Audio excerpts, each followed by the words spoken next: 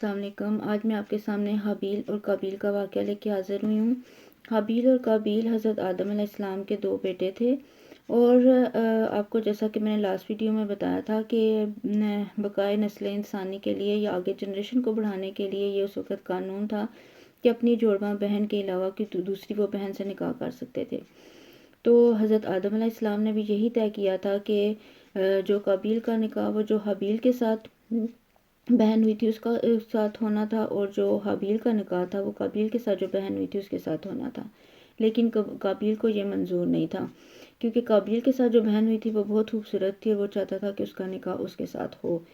لیکن حضرت آدم علیہ السلام نے بولا کہ یہ ممکن نہیں ہے، تو اس پر قابیل بہت بضد ہوا کہ نہیں، وہ ایسا ہی کرنا چاہتا ہے۔ تو حضرت آدم علیہ السلام نے کہا کہ پھر اس کا حل یہ ہے کہ آپ دونوں اللہ تعالیٰ کی راہ میں قربانی پیش کرو، جس کی قربانی قبول ہوئی تو اس کا نکاح اس بہن سے ہوگا۔ اس وقت یہ قانون تھا کہ جب قربانی پیش کی جاتی تھی تو اپنی قربانی کا وہ جو بھی قربانی انہوں نے دینی ہوتی تھی، جانور یا فصل یا جو بھی وہ اللہ تعالیٰ کی راہ میں قربانی دینی ہوتی تھی، وہ کسی جنگل میں یا کھلی جگہ پہ یا پہاڑ پہ چھوڑ آتے تھے، اور جب بجلی گرتی تھی تو جس کی قربانی جل جاتی تھی اس کا مطلب ہوتا تھا کہ اس کی وہ قربانی اللہ تعالیٰ کی راہ میں قبول ہو گئی ہے۔ اچھا، ہم دیکھیں کتنی خوش قسمت امت ہیں کہ اللہ تعالیٰ نے ہمارے ہر بات کو، ہر کام کو پردے میں رکھا ہوا ہے، کہ ہم سب قربانی کرتے ہیں، قربانی دیتے ہیں، صدقہ کرتے ہیں، لیکن اللہ تعالیٰ نے اس کی کس کو کتنی نیکی ملنی ہے، کس کو کتنا اس کا اجر ملنا ہے، اللہ تعالیٰ نے وہ ہمارے نامہ اعمال میں چپکے سے لکھ دیا جاتا ہے۔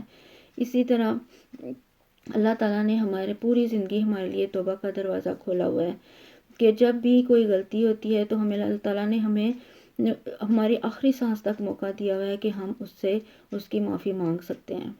تو یہ خوش قسمتی صرف نبی آخر الزماں حضرت محمد صلی اللہ علیہ وسلم کی امت کو حاصل ہے، جبکہ اس سے پہلے جتنی بھی قومیں گزری ہیں سب کو فوراً ہی سزا دے دی جاتی تھی۔ اچھا، جب پھر اس کے بعد حضرت آدم علیہ السلام جو ہیں وہ حج پہ روانہ ہونے لگے تو انہوں نے آسمان سے پوچھا کہ وہ ان کی اولاد کی حفاظت کے لیے کریں گے، تو آسمان نے انکار کر دیا۔ پھر انہوں نے پہاڑوں اور دریاؤں سے پوچھا تو انہوں نے بھی انکار کر دیا۔ پھر قابیل بڑا بیٹا تھا، اس نے کہا کہ میں حفاظت کروں گا۔ اور پھر جب حضرت آدم علیہ السلام چلے گئے تو دونوں نے قربانی کا فیصلہ کیا۔ حابیل جو ہے وہ چونکہ بکریوں کا چراتے تھے تو وہ انہوں نے ایک جو سب سے اچھا والا دمبا تھا انہوں نے وہ اللہ تعالیٰ کی راہ میں قربان کرنے کا فیصلہ کیا، جبکہ قابیل زراعت کا کام کرتا تھا اور اس نے جو سب سے گلا سڑی جو فصل تھی اس نے اس کا گٹھا بنایا اور وہ اللہ تعالیٰ کی راہ میں قربان کرنے کے لیے دونوں نکل پڑے۔ دونوں نے اپنی قربانی ایک پہاڑ کی چوٹی پہ رکھی اور اگلے دن کا انتظار کرنے لگے۔ بجلی آئی اور اس نے قابیل کے جو فصل تھی اس کو چھوڑ دیا اور جو حابیل کا دمبا تھا اس کو جلا دیا، جس سے قابیل کو بہت غصہ آیا۔ اس کو پتہ چل گیا کہ میرے بھائی کی قربانی قبول ہوئی ہے اور اللہ تعالیٰ نے میری قربانی کو قبول نہیں کیا۔ اس نے غصے میں اپنے بھائی حابیل کو قتل کر دیا، اور پھر چونکہ یہ پہلا قتل تھا اس کو نہیں پتا تھا کہ اب کیا کرنا ہے اس کے ساتھ۔ وہ لاش کو کافی عرصہ اپنے کندھوں پہ لیے پھرتا رہا کہ میں اس کو کیسے چھپاؤں۔ پھر اللہ تعالیٰ نے 2 کوے اتارے، یہ پہلے سپارے میں یہ موجود ہے یہ واقعہ، اور اس دونوں کوے آپس میں لڑے اور ایک نے دوسرے کو مار دیا۔ پھر دوسرے کوے نے جو ہے وہ اپنی چونچ سے زمین کھود دی اور اس کوے کو دفنا دیا۔ تو جب قابیل نے یہ دیکھا تو اس نے اپنے ماتھے پر ہاتھ مارا اور اس نے کہا کہ مجھ سے تو یہ کوا سمجھدار نکلا۔ اس نے بھی پھر ایسے ہی کیا، اس نے زمین کھودی اور اپنے بھائی کی لاش کو دفنا دیا۔ اچھا، یہ وہ فعل تھا جو سب سے پہلے، کیونکہ یہ پہلا قتل تھا جو قابیل نے روئے زمین پہ کیا تھا۔